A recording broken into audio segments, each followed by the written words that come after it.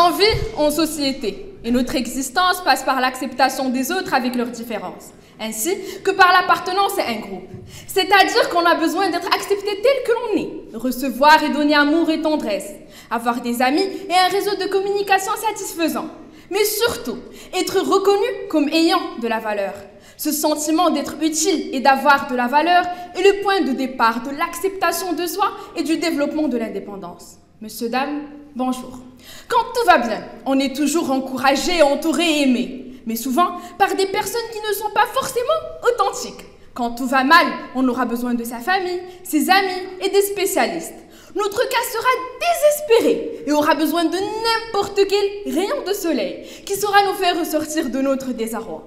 Mais il y aura sûrement un groupe qui sera là plus que les autres. La majorité des personnes ici présentes sont des adolescents qui ont décidé de choisir cet établissement. Le premier jour, on est tous venus avec un seul but, et c'est d'être plus instruits. Mais à notre plus grande surprise, la plupart s'en sortent plus responsables et plus indépendants. Et avec cette indépendance vient une sorte d'isolement de sa famille et plus de rapprochement de nos amis, qu'on trouve toujours là pour nous, afin de nous soutenir. Et comment ça ne sera pas le cas alors qu'on passe la majorité de notre temps dans une école, avec des amis qui petit à petit deviennent le meilleur réconfort qu'on puisse avoir au moment difficile. Ces amis partagent avec nous notre développement d'enfants en adolescents et d'adolescents en adultes. C'est grâce à eux qu'on apprend plein de choses et on vit plein d'expériences. Lorsqu'on est tous certains et persuadés que notre famille ne va pas nous cerner et comprendre ce à quoi nous sommes confrontés quotidiennement à cause des médias et de l'image parfaite qu'ils reflètent, on trouve une autre famille qui confronte la même chose, mais qui saura certainement nous aider à dépasser nos douleurs. Tout le monde sait que la vie n'est pas un long fleuve tranquille. Elle est semée d'embûches et parfois, nous nous effondrons. Dans ces instants fragiles, voire douloureux, ni notre bibliothèque remplie, ni les discussions de nos familles qui se résument à « Eh ouais, les études ça va, je suis ta cousine Tbakallah, elle a épousé un avocat », ne nous servent pas à grand-chose. Lorsque notre voix intérieure est épuisée, nous ne pouvons même plus expliquer ce qui nous hante. Tout ce dont nous avons besoin est cette personne qui nous rebooste, nous rappelle qui nous sommes et nous remet sur le droit chemin. C'est en tournant nos regards vers les autres que nous pourrions nous découvrir, puisqu'un autre est un autre soi-même. Lorsque tu auras les ailes brûlées, l'esprit funeste, lorsque le désespoir gagnera et te conduira vers les plus sombres pensées, lorsque tes jours deviennent des nuits, je serai là. Je serai là parce que je suis celle qui murmure l'espoir au plus désespéré, celle qui chaque jour pourra te réconforter, celle sur laquelle tu peux compter aux moments les plus anxieux. Vous l'avez sans doute compris. Celles-ci sont les paroles d'un psychologue qui a pour objectif d'améliorer le bien-être et la santé mentale d'un individu. Mais heureusement qu'on est des Marocains et on réclame tout le temps qu'on est tous proches de nos familles, qui sont toujours là pour nous, afin de nous entendre parler de notre amant qui nous a trahis, de nos orientations sexuelles, ou encore toutes nos pensées sombres d'adolescents. Donc la réponse est claire. Pourquoi on aura besoin d'un spécialiste puisqu'on a tous des familles compréhensibles, qui vont nous accepter avec tous nos défauts, qui ne vont jamais nous juger. Détrempez-vous, car ce n'est pas le cas. La réalité est encore pire que ce que l'on pense. Et pendant ce débat, mes camarades et moi ferons tout pour vous le démontrer. Merci.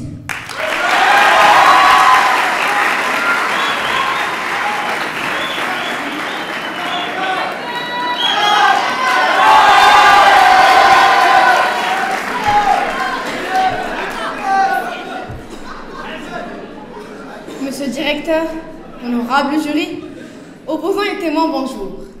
Permettez-moi tout d'abord de m'adresser aux personnes qui ont déjà été à ma place.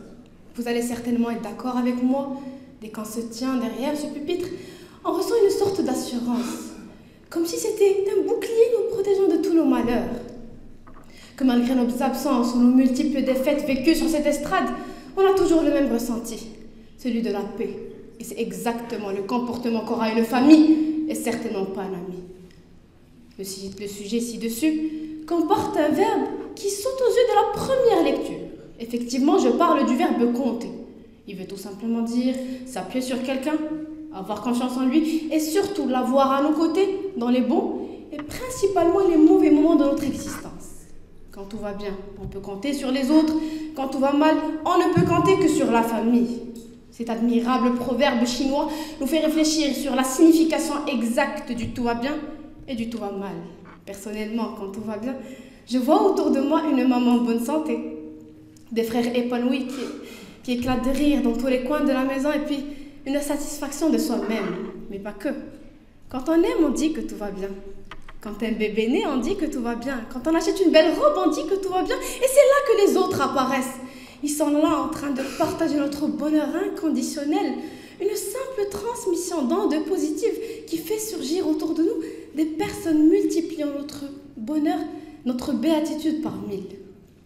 J'affirme que c'est bon à entendre, mais pour un minimum d'équilibre dans la vie, le tout va mal se manifeste à un moment donné.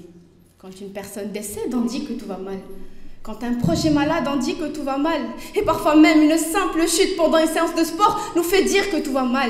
Eh bien, cher auditoire, pendant toutes ces situations, il n'y aura qu'un membre de famille qui vous réconfortera, qu'une maman assommée et fatiguée qui passera la nuit à vous parler, même pendant que vous dormez. Une maman qui vous a porté pendant plusieurs mois, qui a subi vos caprices et qui sait exactement, rien qu'en vous regardant dans les yeux, la peine qui frissonne en vous. En faisant mon étude, j'ai tout simplement tapé dans la barre de recherche « Qu'est-ce qu'une famille ?» Et j'ai eu la première définition évidente, celle que la famille est un groupe solidaire composé de ceux qui vont devoir nous aider sans réfléchir ni calculer. Et permettez-moi de bien souligner ces deux phrases, sans réfléchir ni calculer. On s'y serre les coudes dans une chaîne d'union réciproque. Parlons maintenant des autres, ou plutôt d'autrui. Ça vous paraîtra quelque peu philosophique? Eh bien oui, d'après plusieurs penseurs, autrui est celui qui n'est pas moi. Semblable et différent, proche et distant, autrui est à la fois celui dont je ne peux me passer et celui qui parfois m'insupporte. Eh bien, pendant toute ma préparation, une seule question tournicotait constamment dans ma tête. Peut-on réellement s'entendre avec autrui? Eh bien, sachez, chers opposants, qu'autrui n'est pas un objet, mais un sujet. Bon, pour faire simple, autrui est insaisissable. Comme Paulo Coelho le dit si bien, évite ceux qui se cherchent des amis pour conserver un statut social ou pour ouvrir des portes qu'ils n'ont jamais pu atteindre. Associe-toi plutôt à ceux qui vont devoir ouvrir qu'une seule porte importante, celle de ton cœur, qui n'envahiront jamais ton âme sans ton consentement et qui jamais ne se serviront de cette porte ouverte pour tirer une flèche mortelle. Merci.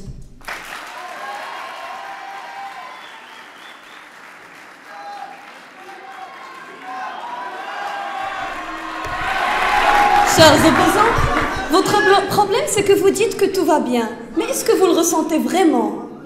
Pour nos ancêtres, tout était affaire de famille. Les parents, les grands-parents, les oncles, les tantes, etc. Aujourd'hui, la famille a perdu de son prestige et s'est détériorée. Les autres sont alors ce soutien en cas de dilemme et de difficulté. Quand tout va mal, on a tendance à se replier et à se retirer du monde pour souffrir en silence.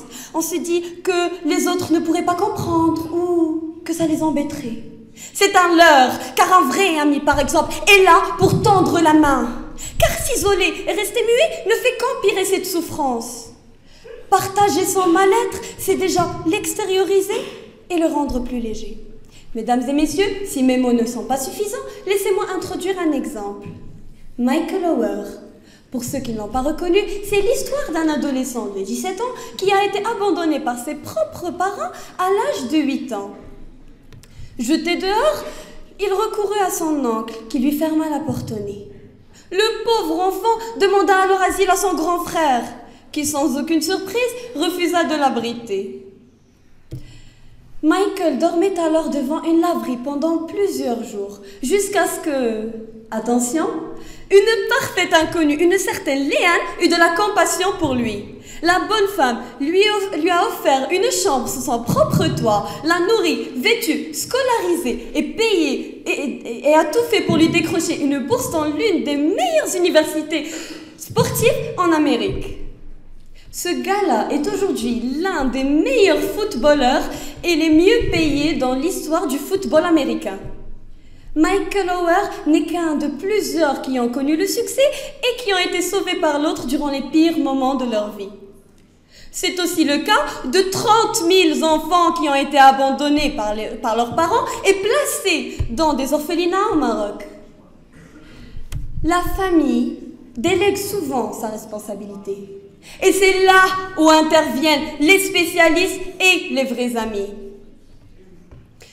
Savez-vous, chère audience, que 40% des Marocains souffrent de troubles psychiques et que la moitié de ces cas débutent à l'âge de 14 ans? Les études menées par plusieurs départements ont prouvé que 50% des adolescents âgés de 15 ans et plus souffrent de troubles tels que l'anxiété, l'insomnie, mais surtout la dépression. Et c'est là où se pose la question: où est cette famille? Où est cette famille qui compense tous nos besoins puisqu'on recourt à un spécialiste? Merci.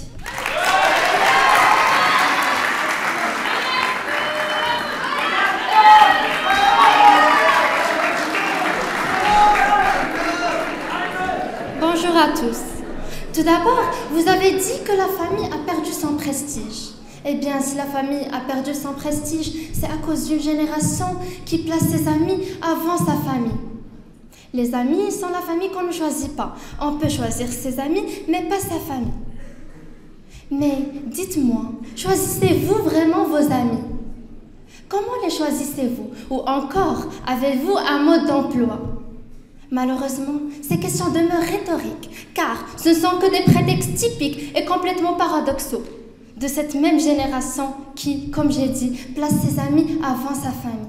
Cette génération perdue qui pense pouvoir compter sur les autres, de parfaits étrangers, plutôt que compter sur sa famille, plutôt que compter sur des personnes avec qui ils partagent le même nom, le même sang et les mêmes gènes.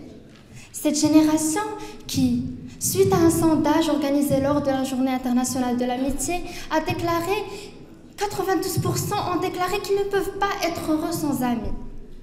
Cette même génération, mais dans un différent sondage, a déclaré que les critères d'un ami idéal sont, en premier lieu, la confiance et l'humour.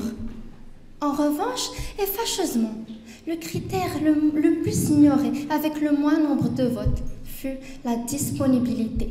Tout le monde ignore ce critère. Pourtant, il est très important. C'est la base de chaque relation avec l'autre. En tenant compte de ceci, je ne peux m'empêcher de me demander, mais où va le monde? Plus on grandit, plus on se rend compte que rares sont les choses qui importent vraiment. Et on retrouve souvent la famille en première position. Il suffit juste d'aller étudier à l'étranger pour ne plus rien vouloir de plus que d'être entouré des gens qui nous aiment vraiment, de notre famille à qui nous manquerons, malgré nos défauts. Et je dis bien malgré nos défauts. Et je donne l'exemple de Bilal Hassani. Et d'ailleurs, c'est un sujet à la une. C'est un sujet à la une de ce jeune talent marocain qui, après avoir mené un très long combat contre lui-même, a enfin déclaré sa vraie orientation sexuelle, qui est l'homosexualité. Résultat, il a été harcelé, insulté et très maltraité par ses propres amis qui lui ont tourné le dos. Favorablement, il n'y avait qu'une seule personne qui tenait à lui vraiment, qui l'a soutenu et qui l'a encouragé durant cette période sombre. Ce n'est pas difficile à deviner. C'était clairement sa mère. Elle était la seule à accepter sa vraie nature, sa vraie version. Parce que la famille, c'est le seul groupe auquel nous appartenons vraiment. Le seul groupe sur lequel on peut compter. Et ce n'est qu'en grandissant que vous vous rendrez compte que, comme dit Jean-Paul Sartre, l'autre, c'est l'enfer.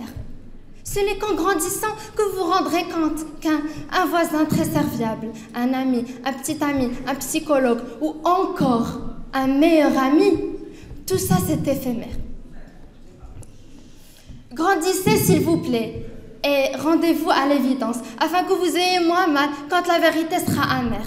Parce que ce n'est guère ce que je vous souhaite, mais après plusieurs expériences, tantôt bonnes, tantôt mauvaises, avec le temps, vous vous retrouverez sûrement dans une situation, dans de sérieux ennuis, où vous ne trouverez que votre famille autour de vous. Et à ce moment-là, chers opposants, j'aimerais bien que vous puissiez vous rappeler ce débat. Vous rappeler de votre position et de la nôtre, de vos arguments, mais surtout des nôtres. Et de finalement vous dire, si seulement j'en avais pris de la graine. Merci.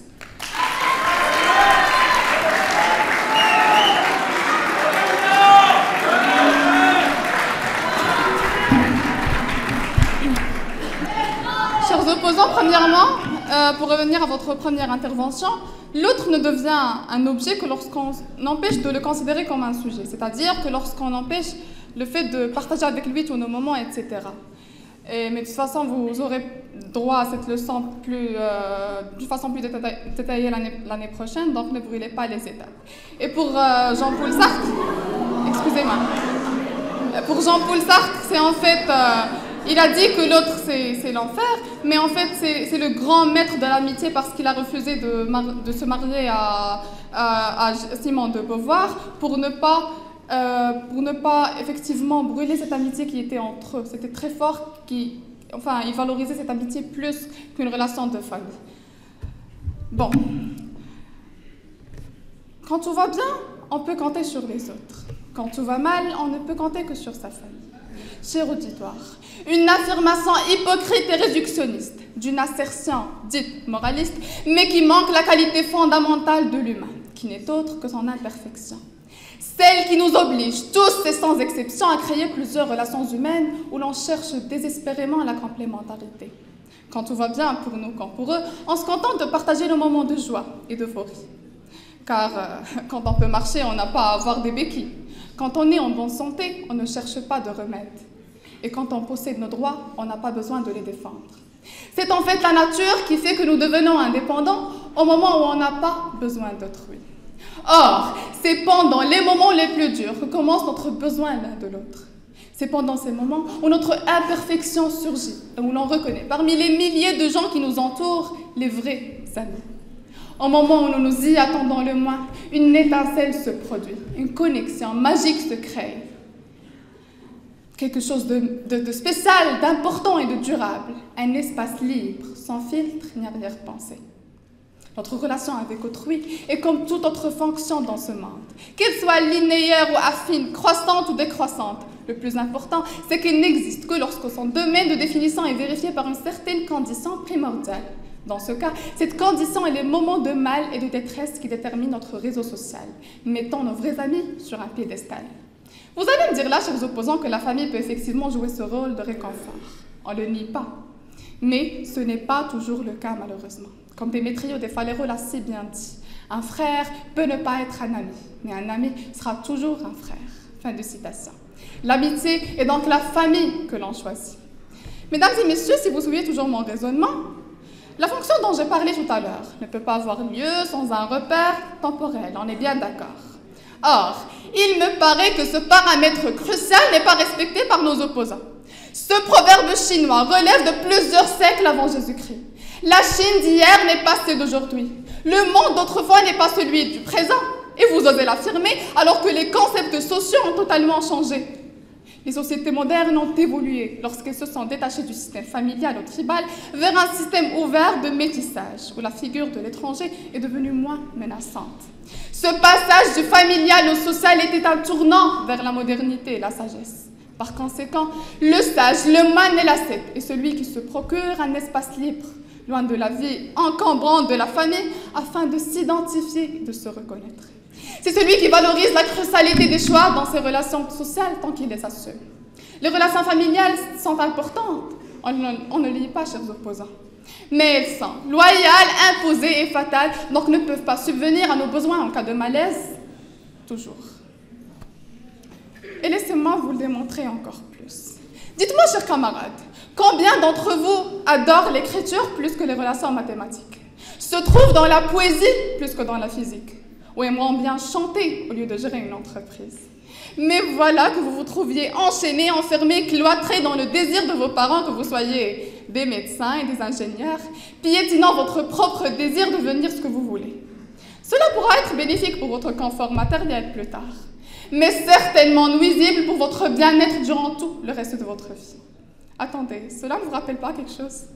Oh que oui, cette citation célèbre de Victor Hugo qui a été supportée inéluctablement derrière ce même pupitre et qui restera à tout jamais gravée dans notre mémoire.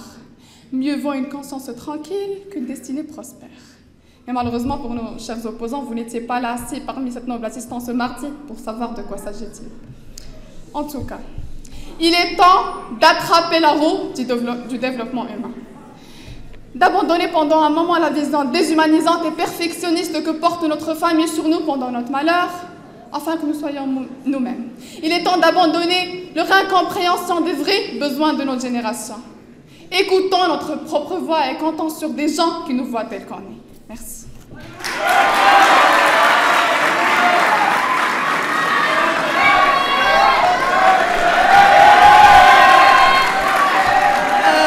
Opposants, vous avez parlé de spécialistes. Mais laissez-moi vous dire que les relations entre le psychologue, comme exemple, et leurs clients sont des relations strictement professionnelles. À la fin de chaque séance, il en tire un bénéfice. C'est son travail après tout. Ce n'est une relation ni amicale, ni familiale. Avant même de naître, ils existaient. Et avant même de penser, beaucoup d'eux pensaient à nous. Et c'est en grandissant que nous nous rendons compte de l'importance de la famille. Comparable à la racine d'un arbre qu'elle fait grandir, elle fait partie de nous. Noble audience, on est tous d'accord qu'on remarque son importance quand tout se passe mal entre ses membres. Et quand on essaie de s'en éloigner, certes on a l'illusion d'être heureux de loin, mais en réalité on est loin d'être heureux. Ou encore pire quand on la perd. D'ailleurs, toute chose dont on ignore la valeur nous la rappelle dans sa perte. Pourquoi ? Laissez-moi vous répondre, c'est tout simplement parce qu'elle nous supporte quand tout va bien, tout comme les autres, mais surtout parce qu'elle le fait quand les choses vont mal, comme personne d'autre ne le fait. Et pour mieux démontrer ceci, analysons ce que sont les autres. L'autre est la société, qui ne te donnera un morceau de pain qu'en contrepartie d'un dirham. L'autre sont les ennemis menaçants qui se réjouiront de ta défaite et qui sont joyeux de ton malheur. Et finalement, l'autre sont les amis, les fameux amis. Ceux qui marchent à nos côtés, qui veulent nous comprendre et non pas nous juger. Et d'ailleurs, le philosophe Aristote lui-même avait distingué entre 3 types d'amitié. L'amitié utile ou par intérêt. Cette relation vous apporte quelque chose de profitable et à l'inverse, vous êtes tout aussi utile à votre ami. Donc, j'entame une relation d'amitié avec toi en espérant pouvoir en tirer des bénéfices. Le second type est celui du plaisir. C'est-à-dire qu'on veut tout simplement passer de bons moments, à organiser des fêtes, des soirées pour profiter de ces moments ensemble. Et finalement, l'amitié du bien, plutôt l'amitié vertueuse. Celle-ci est basée sur la bonté, l'admiration et le respect mutuel. Ça veut dire que pour ce troisième type, l'amitié tend vers la fraternité.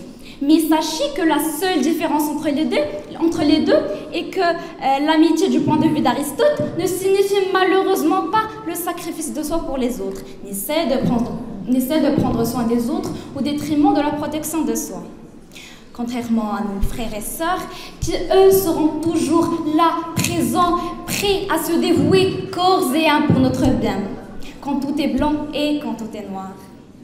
Et comme Chateaubriand le dit si bien, l'amitié disparaît quand celui qui est aimé tombe dans le malheur, ou quand celui qui aime devient puissant. Donc, chers opposants, on ne peut parler d'amitié dans de mauvaises circonstances, alors que dans une famille, on est tous tributaires les uns les autres. Le malheur de l'un fait le malheur de tous. Ça veut dire qu'une famille ne voudra jamais nous voir souffrir. Comme exemple, les parents. Les parents espèrent toujours avoir des enfants mieux qu'eux. Ils ne seront jamais jaloux de leur accomplissement, de la carrière qu'ils vont mener. Contrairement aux autres qui, eux, seront toujours envieux de nos multiples succès. Merci.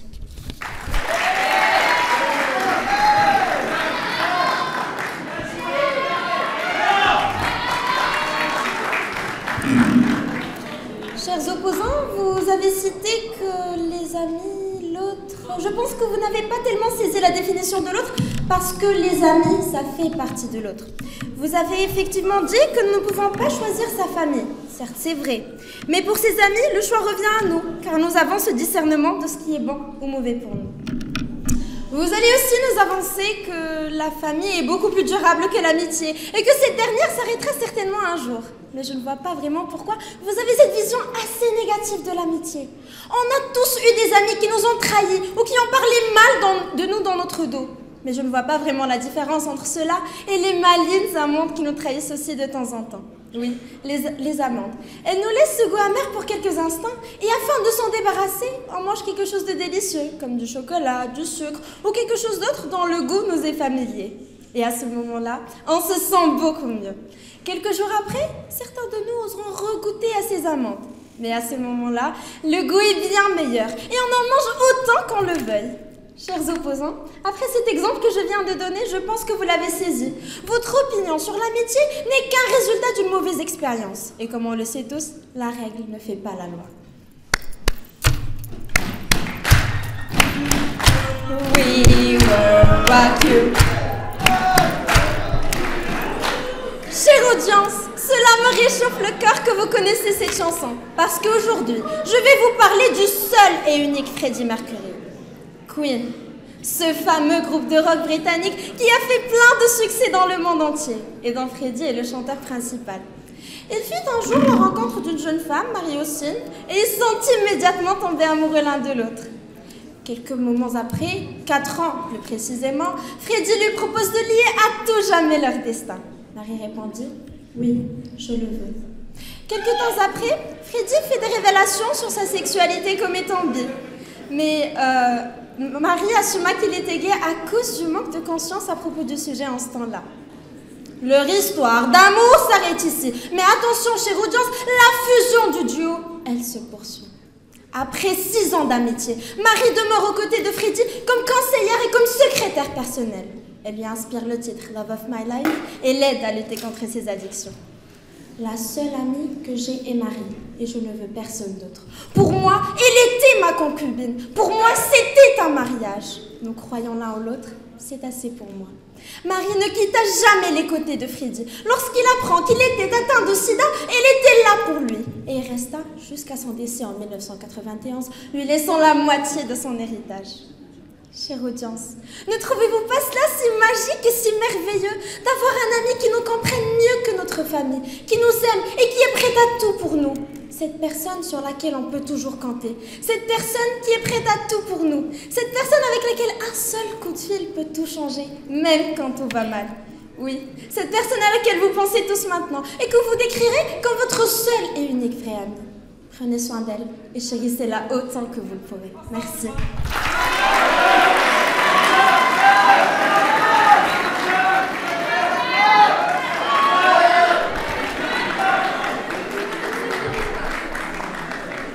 Je suis bien d'accord avec vous, chers opposants.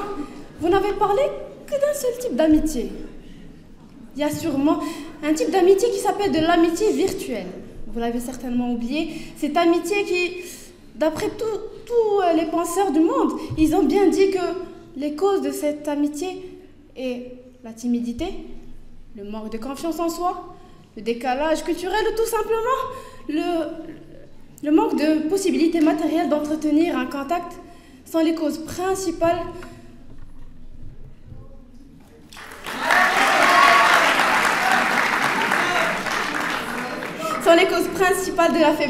de la faiblesse des capacités sociales. Le seul souci de l'individu demeure de se faire un ami. Ce besoin psychologique est tout à fait normal. Jusqu'au moment où on se confronte à plusieurs risques, à plusieurs dangers. Jusqu'au moment où on affronte des dangers infinis ainsi que des grands risques. Au moment où il nous pousse à chercher des amis virtuels. Quand on n'est pas sociable, quand on se sent seul, quand on a l'impression de ressentir plusieurs émotions à la fois, quand on a envie de confesser tout simplement, on se jette directement dans les bras du virtuel. Une jolie photo toute refaite grâce à l'application X, un mur Facebook très intéressant grâce à l'application Y, et là, on a perdu notre identité. Mais bon, tant que ça me rapporte 600, 7000 ou 10 000 amis sur Facebook, que je partage 24 à une ou plusieurs personnes dont je ne suis même pas sûre de leur existence. Mais bon, ils vont quand même m'aider à choisir une de mes belles photos de vacances pour les poster dans les prochains jours. Jusqu'ici, tout est beau, tout est rose. Jusqu'au moment où les problèmes commencent à s'emmêler, à s'enchaîner et qu'on commence à sombrer dans une tristesse sans fin. Jusqu'au moment où... dans une tristesse sans fin. C'est cette tristesse, vous allez me dire, chers opposants, que Les amis virtuels ou réels vont pouvoir l'atténuer ou même de l'éteindre. Mais non, je ne suis pas d'accord avec vous parce que cette tristesse se transforme juste après en un gros chagrin, en des problèmes psychologiques qui emmènent sûrement au suicide. Et non, je n'en fais pas trop. Au Canada, le taux de suicide est de 11%. Le taux de suicide au Maroc est le plus élevé du monde arabe. Et en plus, d'après l'OMS, 800 personnes par an se donnent la mort. Et à ce moment-là, est-ce que tes 600 amis vont pouvoir t'aider ou te sauver? Sont-ils réellement déjà au courant de ce que tu endures, de tes problèmes ou de tes ennuis? Et pourtant, c'est eux qui t'ont plongé dans cet abîme. Qu'en est-il de tes vrais amis? Ceux avec qui tu as tout partagé, à qui tu as tout donné, vont-ils pouvoir t'immuniser? Eh bien non. Car dans cette situation, il n'y a que votre famille qui vous sauvera. Parce qu'on ne peut compter que sur la famille. Merci.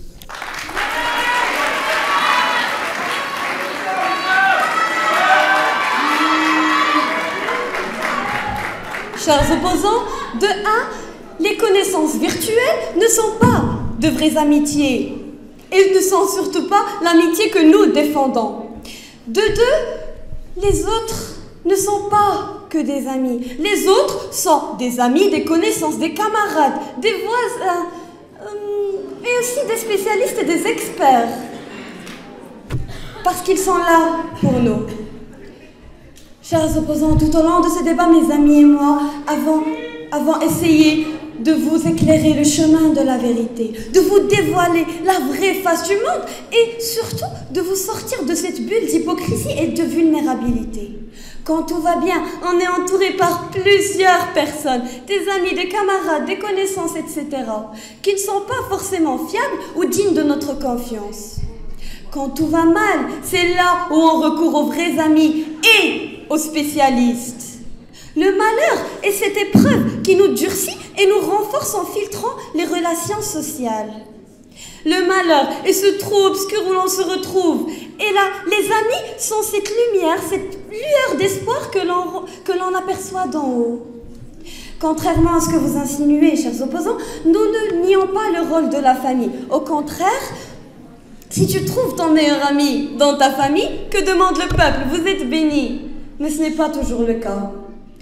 Que serait Bob l'éponge sans son Patrick? Que serait Belle sans son Sébastien? Que serait Joe et Tribbiani sans son Chandler Bing? Laissez-moi vous conter mon histoire. Le 24 février 2004, lorsque certains fêtaient leur 3e anniversaire, d'autres luttaient contre la mort. J'ai vécu l'un des plus forts séismes jamais enregistrés au Maroc, le séisme d'Al-Husseima. Rien à manger, rien de quoi se réchauffer, nulle part où aller. Nous avions tout perdu. Seul dans la misère, aucun membre de ma famille n'est venu à la rescousse. Je vous laisse deviner la suite. Et oui, ce sont nos meilleurs amis qui nous ont sauvés et aidés à remonter cette pente. Sur ce, comme vous avez pu le constater, mesdames et messieurs, la famille n'est pas toujours suffisante et on a tous besoin de l'autre. Merci.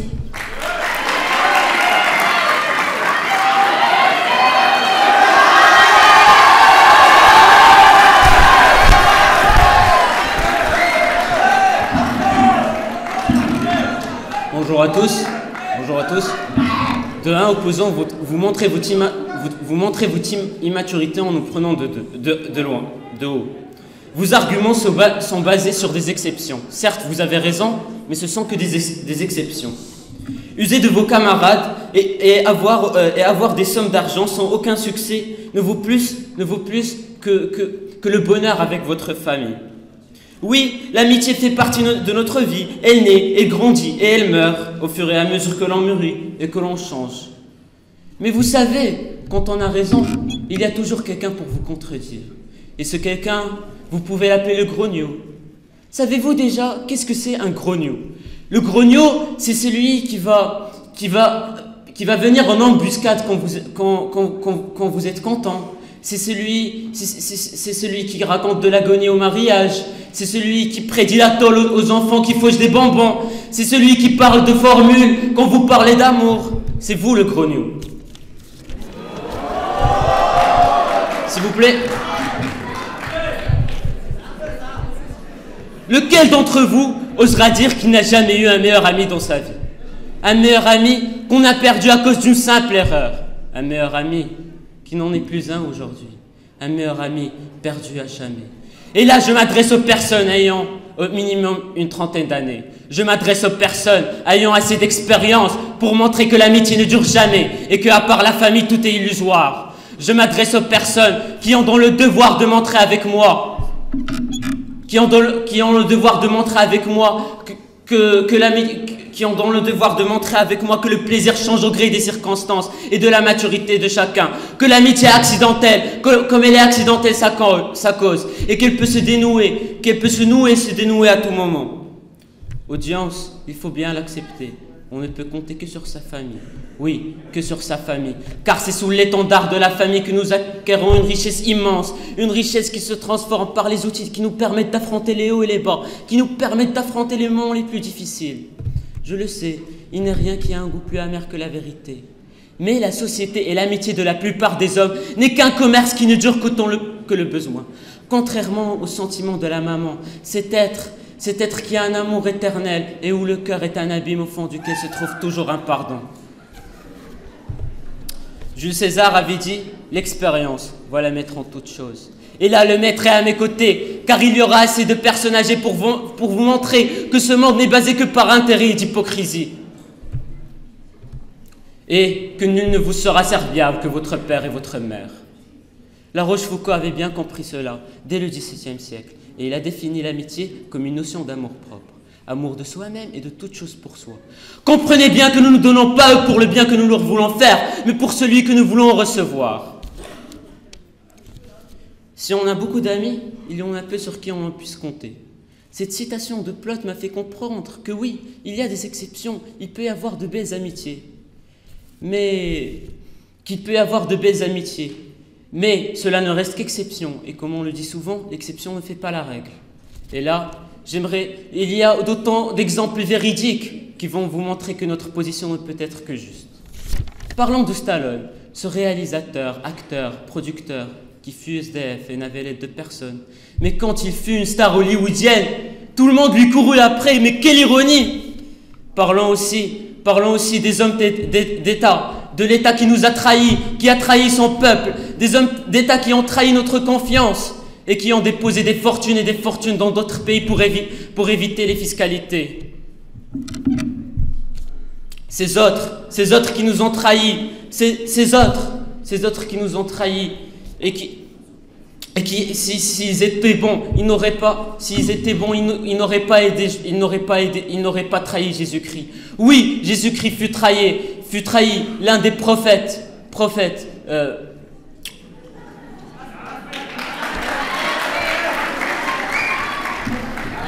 Jésus-Christ, prophète, descendant de Dieu, il fut trahi, oui, par l'un des 12.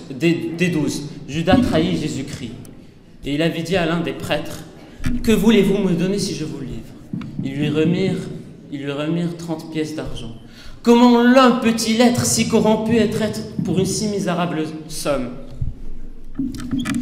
Bref, tous ces exemples ne peuvent que montrer l'absurdité de votre position. Qui d'entre vous osera dire qu'il n'a jamais été trahi? Qui? Personne. Ils lui remirent... Pour finir, j'aimerais citer un poème pour vous montrer. J'aimerais vous citer un poème pour vous montrer que même la littérature française a nié ses amis et a penché vers sa famille. Cher ami, dans cette vie, hélas, rien n'est constant et sûr. On ne peut compter que sur... Dans cette vie, hélas, rien n'est constant et sûr.